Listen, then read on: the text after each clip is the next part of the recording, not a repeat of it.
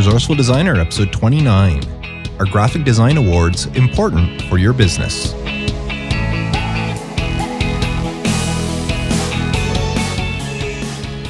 Welcome to the Resourceful Designer Podcast, offering solutions to streamline your graphic and web design business so you can get back to designing. And now, your host. He was nominated for an International Podcast Award, Mark Decote. Welcome to another episode of the podcast. Thank you so much for plugging me in your ears this week and joining me as I discuss awards and what they mean for your graphic design business. Now, any and all links that I mention in this episode can be found on the show notes page at resourcefuldesigner.com/episode 29. And if you have any comments or anything you'd like to discuss afterwards, you can leave a comment on that same page. Now, it's been a really productive week for me so far. For some reason, I've just been pumping out work left and right. I completed a couple of websites, did a couple of logo designs that are in the proof stage right now, and started work on a couple of wall displays for a local retail store. So lots of fun stuff in the works. Now, do you know how I keep track of all this stuff, all this work I have to do? I use a program called Evernote, and I've mentioned it before as my resource of the week. Now, maybe you use Evernote as well, or you've heard of it and aren't sure if it's quite for you. Well, that's where this week's resource of the week comes into effect. When I first started using Evernote, one of the things I found out was that it is a lot more complicated than I thought it would be. Not that it's a complicated program, it's just Evernote does so much that it's just hard to grasp everything, all the possibilities up front. And that's when I discovered a guide to Evernote called Evernote Essentials. And reading that guide is what helped me dive into Evernote and use it the way I do today. So this week's resource of the week is Evernote Essentials. Now, this book was written by a gentleman named Brett Kelly. And just to tell you how good this book is, Evernote actually hired him afterwards to come work on their staff because they were so impressed with the book he put out. Now, the reason I'm bringing it up this week is Brett Kelly just released an update to his book that just came out a couple of days ago to cover the newest version of Evernote. Now, I just downloaded my updated copy. I haven't really had a chance to look through it to see what some of the new features are, but I can't wait to do it. I'll probably get a chance to look at it this weekend. But let me tell you, if you are an Evernote user and have never looked through this book, you will be amazed at all the features that you didn't know Evernote could do. How you can search for notes by dates or by date ranges, how you can set up reminders in Evernote to remind you of something at a future date or on a regular basis. There's just so many tips and tricks involved that I learned from this book that is why Evernote is now one of the most essential tools to my business. Now, for full transparency, I am an affiliate. I did become an affiliate for this book, not for Evernote itself, but for this book, Evernote Essentials. Because as I said, after reading it, and I read it probably 2 years ago is when I first discovered it. After reading this book, it took Evernote, a program that I was using from time to time to keep track of a few things, to my go-to resource for organizing my business, all my podcasting schedules for both Resourceful Designer and my other podcast network at Solo Talk Media, as well as my day-to-day life. I keep everything in Evernote. And it's thanks to this book, Evernote Essentials, that I'm able to use the program as efficiently as I do. Now, as I mentioned, I am an affiliate, and I've told you before that I only share resources that I am familiar with and that I trust and that I feel comfortable sharing with you. And this is definitely one of them. So if you are interested in checking it out, please visit resourcefuldesigner.com/Evernote Essentials. If you purchase before April 1st, as part of the launch special for this newest version of the book, you can purchase it at a discounted price. So until April 1st, I believe at midnight, I'm not 100% sure on that, but until the end of the day, April 1st, you can pick up Evernote Essentials at a discounted price. But even at full price, which is what I originally paid for it, is well worth it.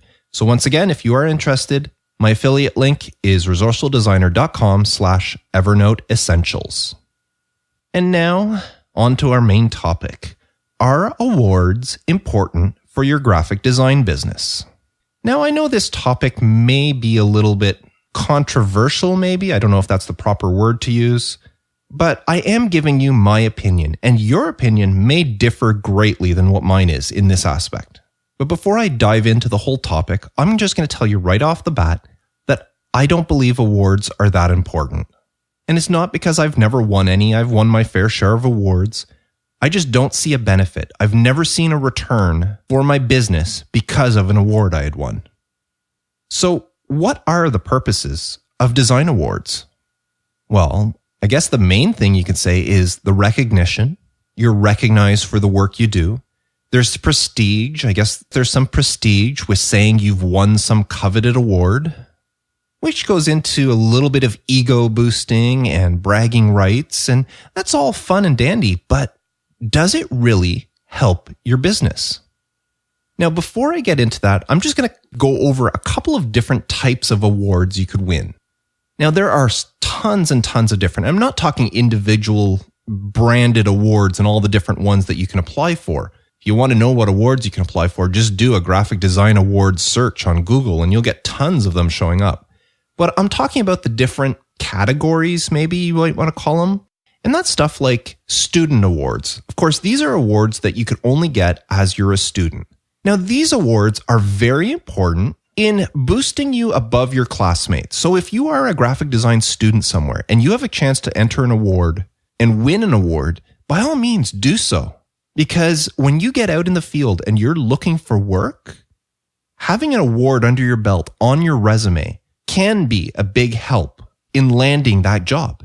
If an employer is looking at two different graduates, they want to hire a junior designer and they're looking at two different people that just graduated from school, and one of them lists a couple of awards that they've won, that person will probably get a little bit more focus than the other person that didn't list any awards. Now, does that mean that the award winner is a better designer than the other one? No, it doesn't. But when the employer just has these things to look at and maybe a few pieces from a portfolio and can't make up their mind, those awards on that resume could sway them in that direction. So if you are a student and you have a chance to enter for some awards, do so. It can help you. But they're only good for so long. Once you graduate and you're no longer a student, the awards on your resume may help you out for the first couple of years, but later on, people don't really care about what happened while you were a student. It's kind of like saying some Hollywood A-lister won a local theater award before they hit the big time. It's nice to think about it, but really, it doesn't affect their career now. Now, next is just the general design awards. And these are awards that you get all over the place. There's awards for website design. There's awards for business. There's awards for logos. There's all sorts of different awards for all different aspects of graphic design. And these are the coveted ones, the ones that designers are looking to get. And again, they're great. They're good for your ego. They're great for prestige and bragging rights, and to get some recognition. But in my opinion, they don't help your graphic design business. This is if you're running your own business, whether you're running from home, which is what I normally talk about, running your own home-based graphic design business, or you're running your business somewhere else. You have your own studio. Maybe you have some employees. Well, the awards are not that important in that aspect. As I said, it's great if you're an individual and you're looking to be hired at a studio. Then I think they do play a part. When you're running your own business, the awards you win are like just fancy little things you can pin up, but they don't really draw in more work, in my opinion. And again, I might be wrong. I'm just telling you what I think. Now, next is niche awards. And what I'm talking about in niche awards is not necessarily like business cards awards or logo awards. I'm talking about niches as in your clients. I won an award a couple of years ago for a cover design I did for my local Chamber of Commerce. They have this directory they do of all their members, and I designed this beautiful cover for them. Well, I didn't even know about it, but the Chamber entered the cover in a nationwide contest, I guess, for all chambers of commerce across Canada. And their directory won an award for the cover design.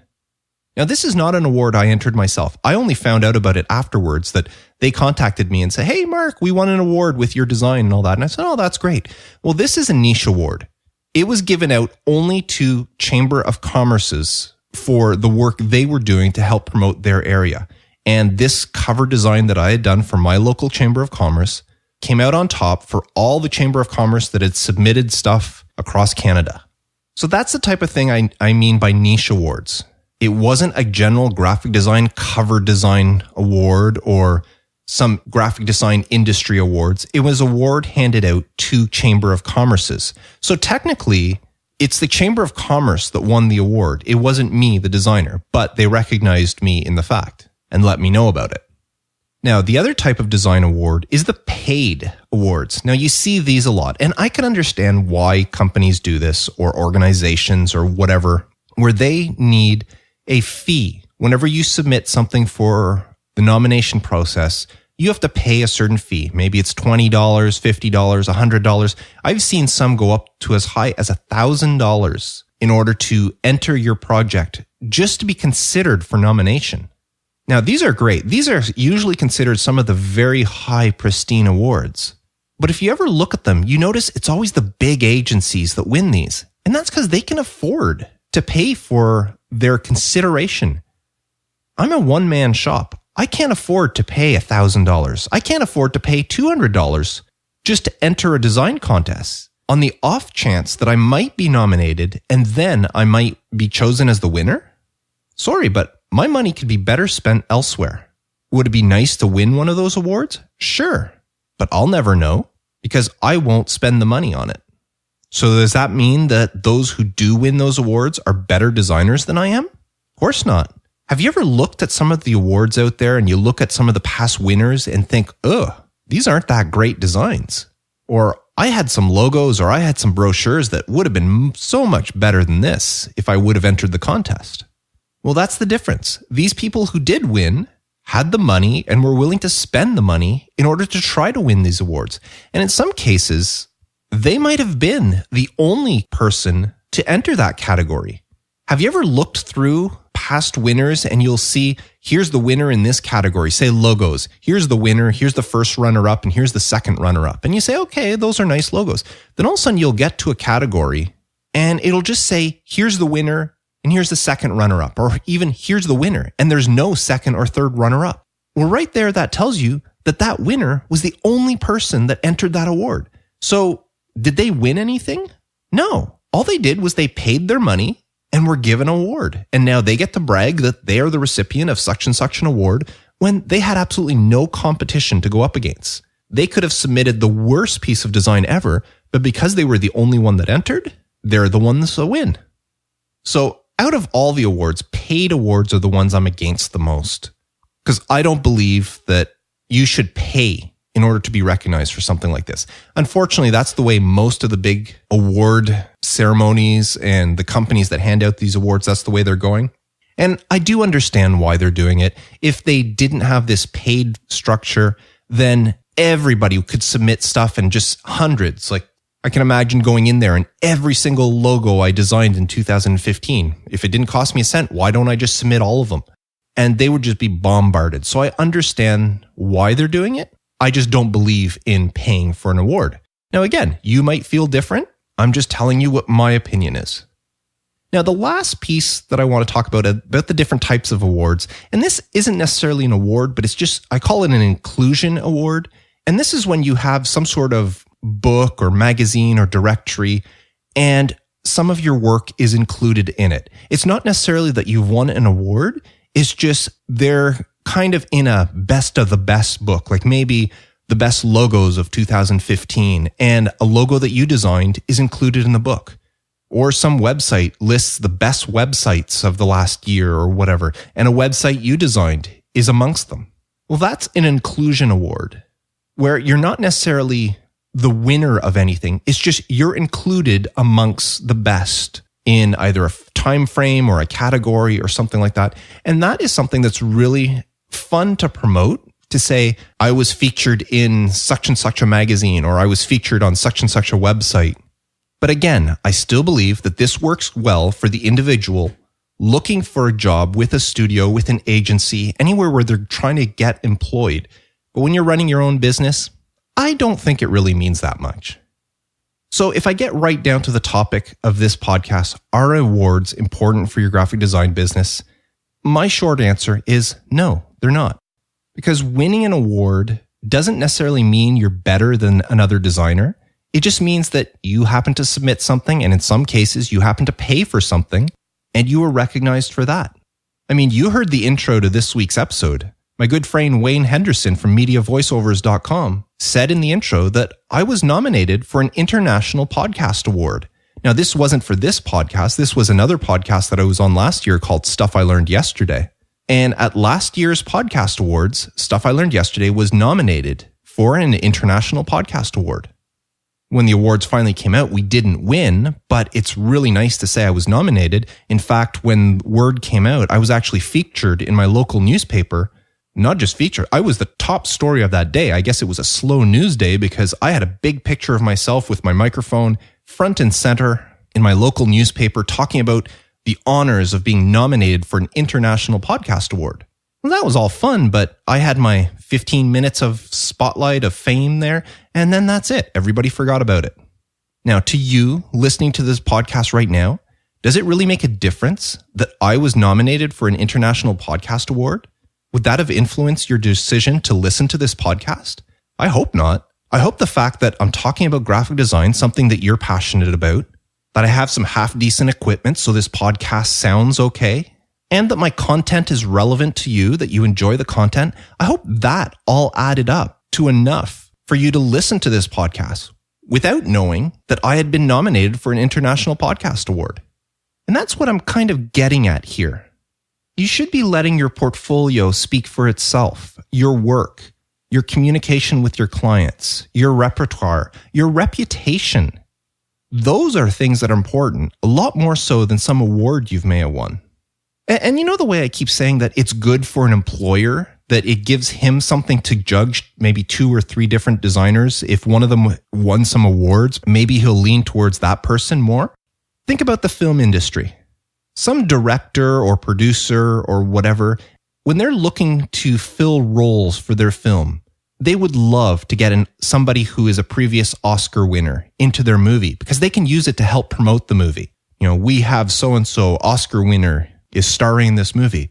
But when it comes down to it, does it really affect the viewers, the audience that's going to go to the movies that much? Whether the star in it previously won an Oscar for something else? I mean, how many times have you seen somebody who's won an Oscar, so you know they are super talented, all of a sudden they're appearing in this movie that is absolutely horrible. It might bomb at the box office. It happens all the time. And whether or not they've won an Oscar before, if you really like an actor, you're going to go see their movies, regardless. I mean, Leonardo DiCaprio just won an Oscar for The Revenant. And people were saying finally he got recognized for his talent and all that. But you know what? Until he won this Oscar, he was still a really popular A-lister in Hollywood. And it didn't matter that he had never won an Oscar. There are tons of super, super talented actors and actresses out there that have never won an award. And the same can be said in our industry. There are super talented graphic designers out there that have never won an award, but they're still getting work. They're still being recognized. Their reputation is great and they're busy. And I'm sure if you ask them if they think not having an award on their resume has hurt their business, they'd probably laugh at the idea. As I said earlier, let your portfolio speak for itself, not your awards. Because chances are, if you have won an award for something like, say, a logo design, that might be a great logo, but it might not necessarily be the best logo in your portfolio. Or it might be one of a bunch of really good logos. So let your portfolio speak for itself. If you have won an award, there's nothing wrong with displaying it, but it's just these people that you hear sometimes that are coveting these awards. They're going after these awards because they think it'll make a difference. And in my opinion, it doesn't. So you kind of understand where I feel or where I stand on this whole issue. Now, this is not to belittle those who have won awards. As I've mentioned, I've won awards before. I've never paid to enter an award, but I have entered awards before that were non-paid, and I have won awards similar to the Chamber of Commerce one that I didn't even know I was being entered in it. It was only after the fact that I won. There was a website I designed a few years ago that I was notified won some award for best website design, and I don't even know who or how it got entered. I was just contacted saying that the website had won, and on the award site, it listed whatever, I forget how many websites, and the one I had designed was in there. So that was great. I thought, kind of interesting. I let my client know that their website had won an award, and that was it. I never thought about it again. Now, if you do win awards, and you do want to display them. And there's nothing wrong with displaying it. If you do win an award or if you have, there is nothing wrong with displaying them. I'm not saying you shouldn't. I'm just saying you shouldn't count on them on helping your business. But a few things that I'd like you to keep in mind. And again, this is my opinion, so take it with a grain of salt. First of all, if you won awards as a student, great. It means you are a great student and that you are growing into a great designer. But once you're out in the real world, once your graduation is in the past, those student awards don't really mean that much. I mean, I graduated winning all sorts of awards. I was the top of my class. I was the top in marketing. I was the top in design. And I don't even remember the names of those awards, but I graduated in 1992. So do they make a difference now? No. I mean, I couldn't even name you the awards I won. I probably have some certificates in a box somewhere in my basement, but I wouldn't even put that on a resume now if I had to. Now, one thing I would ask you to do, if you do list awards on your website, is to remove the dates from the awards. I don't know about you, but when I look at some website or something and somebody lists all the awards they won, and say, for example, you go to some designer's website and he won an award for being the best graphic designer in, who knows, say Boston, Massachusetts. He won an award in 2010 for being the best graphic designer in Boston. My immediate thought is, well, what happened in 2011, 12, 13, 14, 15, 16? If you were the best graphic designer in Boston in 2010, what happened? Why didn't you win that award again? Like, did something happen? Are you not as good now? Did somebody get better than you and win the award? Who knows? Maybe they stopped handing out that award in 2010, but I don't know that. I just look at the award and say, okay, you were the best graphic designer in 2010. Why didn't that continue? It's even worse if you list something like, I was the best graphic designer in 2009, 2010, and 2011. That's 3 years running. Well, what happened after that? So what I say is eliminate the dates. If you won the prestigious John Smith Award for Outstanding Achievement in Graphic Design in 2010, don't write that you won it in 2010. Just say that you are a recipient of the John Smith Outstanding Achievement in Graphic Design Awards. And that should be good enough to tell people. Same thing if you won the John Smith Award in 2009, 10, 11, and 12, but you haven't won it since for some reason, don't say that you won it in those 4 years, because then people are going to say, well, what happened after that? Is all of a sudden your work not as good or what? Instead, just say that you won the award 4 years running or 4-time winner of this award. You don't have to say what years they were. Using the film industry as an example again, whenever you hear of an actor or somebody that's going to be in something, you hear of so-and-so Oscar winner or Oscar winner so-and-so is going to be in this film. They don't say 2007 Oscar winner or 2012 Oscar winner or 1962 Oscar winner. They are just Oscar winner. Same thing goes with the Grammys, with the Emmys, with the Junos here in Canada.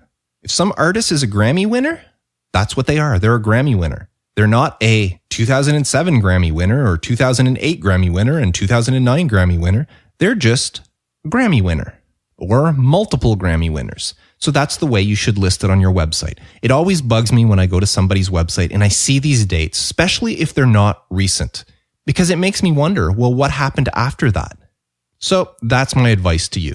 If you do list your awards, don't list the dates. Just say that you're a recipient of the award or a winner of the award. And if it's multiple, say you're a multiple winner or you won it 3 times or 3 years running or 4 years running or whatever the case may be. So in all, don't let the awards that you win define you. You are a much better graphic designer than that one piece that you won an award for. If you think about it, and I keep referring to the film industry because it's a great parallel, it's a great way to compare. But just because an actor wins an Oscar, which is probably the most coveted award in the film industry, just because they win an Oscar doesn't necessarily mean that they don't have to strive as much anymore, or that their next films, the ones that don't win awards for, won't be as good. Just like our industry, every year in the film industry, there's a handful of films that get nominated. Well, who wins depends on who was nominated. And maybe that year, the nominations weren't as strong as some other years. So in some years, it's very possible for an extremely, extremely good movie or an excellent actor to not win the award because of the competition they have that year. And the same could be for graphic design. It's possible to win a design award for a not so good design just because you had poor competition in that field. Just like it's possible to lose an award for an excellent design just because the competition that year was that much better. So award or no award, whenever you're doing your work, you should strive to do your absolute best on every project. Because in the end, it's the loyalty of your clients that is worth way more than any award. So do you agree with me? Do you disagree with me? You think I'm full of it? Leave a comment on the show note page by visiting resourcefuldesigner.com/episode 29. Now, I'm happy to have another question of the week to share with you. And this one comes once again from Norman. I answered Norman's question a couple of weeks ago, and I would love to get your question. If you have anything you'd like to ask me about graphic design, about running your own business, or whatever, visit resourcefuldesigner.com/feedback and fill out my form there. And I'll try to answer the question on a future podcast. Now, you can also reach out to me via email at feedback@resourcefuldesigner.com. And while I'm at it, I might as well tell you that I'm on Twitter at resourcefulD and on Facebook at facebook.com/resourcefuldesigner. So Norm's question this week says, "Hi, Mark. Hope all is well. I had another quick question for you. Now, you mentioned in a previous podcast episode that you were lucky enough to have a majority of your previous clients from referrals from another local designer. So you may not have much hands-on with this topic. But my question is about cold calling potential clients. And if you have any experience with this over the years, how did you overcome the potential anxiety associated with picking up the phone and calling these people? Thanks again, Mark. Keep up the awesome work." Well, thanks for the question, Norm. And I'll be honest with you, I haven't done a whole lot of cold calling over the years. Now, let me define that. Cold calling is calling somebody completely out of the blue to try to get work from them. And most of the time, when I would reach out to a client who didn't know me or a potential client, it was always because I had had some sort of heads up that I knew they were looking for something, or they had talked to somebody that I know and they said, "Hey, Mark, so-and-so is thinking of redesigning their logo," or so-and-so was talking to me about possibly redesigning their website. And I'd go, "Oh, okay, well, that's interesting." And then I would call that person up. But I already knew that they were in the market, so it kind of made it a little bit easier. Now, the few times that I have called somebody out of the blue without any pre-knowledge of them looking for something has always been because I saw a need to help them. In one case, I was looking to call up a local company, and I did a quick Google search for their website because I needed their phone number. When I called up their website, I saw at the bottom that it said copyright, and it was back in the mid-90s. So their website hadn't been updated in almost 20 years, and it looked it. So I called the place and dealt with them with whatever I had to deal with them. But before I hung up, I asked, "Can I speak to the owner?"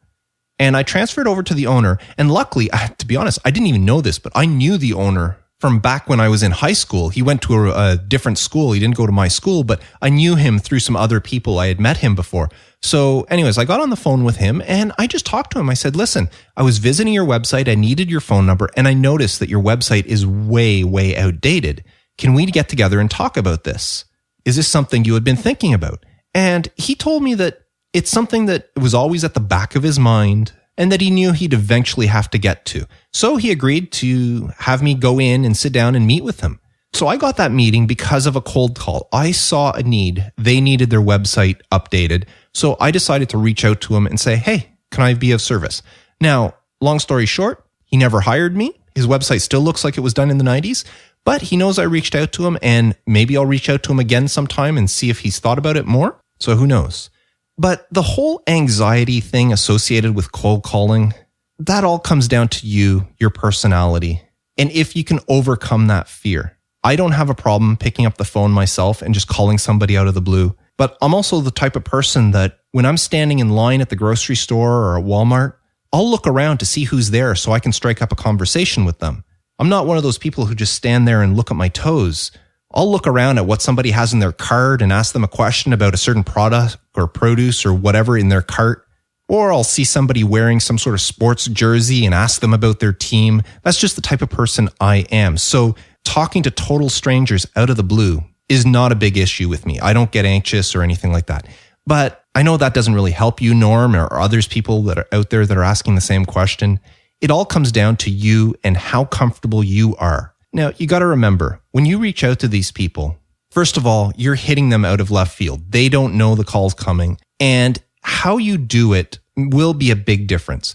Don't come across and tell them whatever you can do for them, like their current stuff is no good. In my case, I mentioned to him that I knew the site was outdated. That's all I said. I didn't tell him how awful the site looked and how it didn't work and all that. Although I did mention that, websites are now responsive and there's a lot more people viewing on mobile devices and your website is not mobile friendly.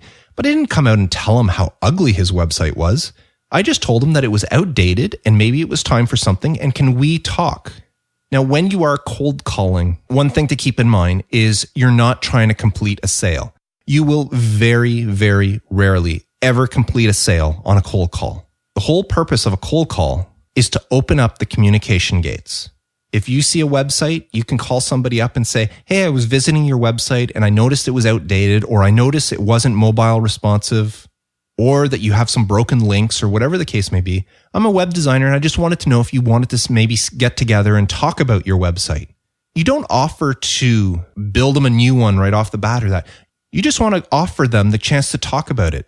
See if they want to discuss what they had in mind. Has the website been working for them? Had they given any thought to what they want to use it for?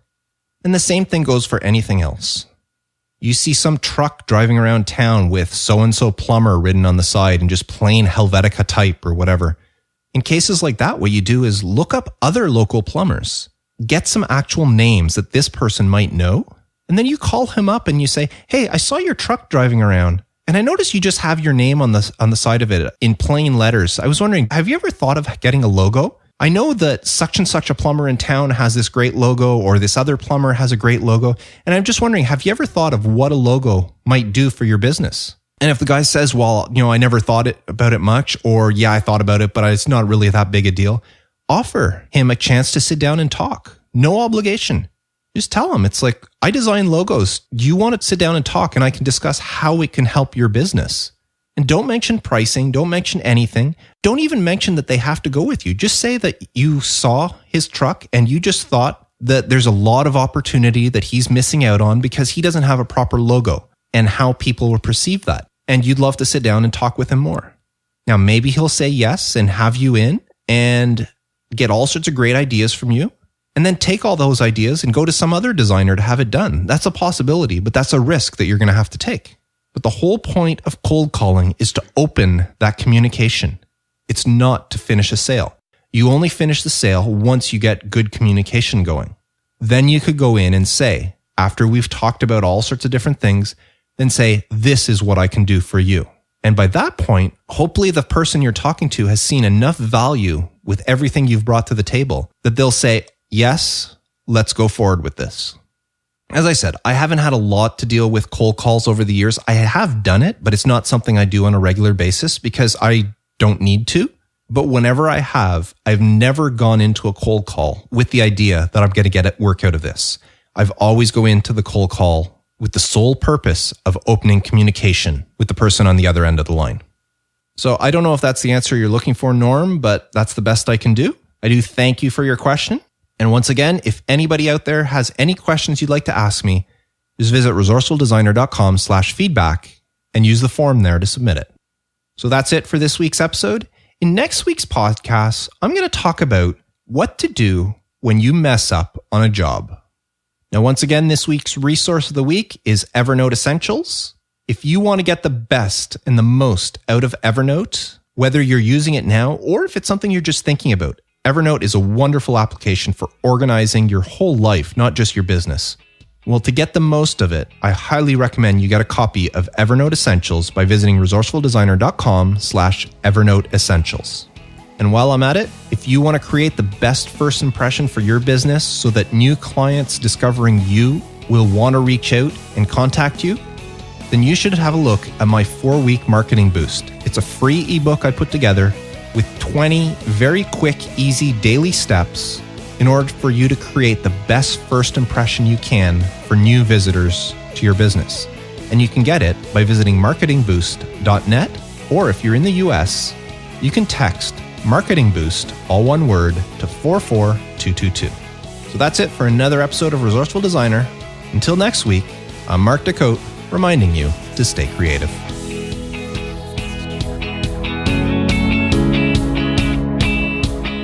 Thanks for listening to the Resourceful Designer Podcast at resourcefuldesigner.com.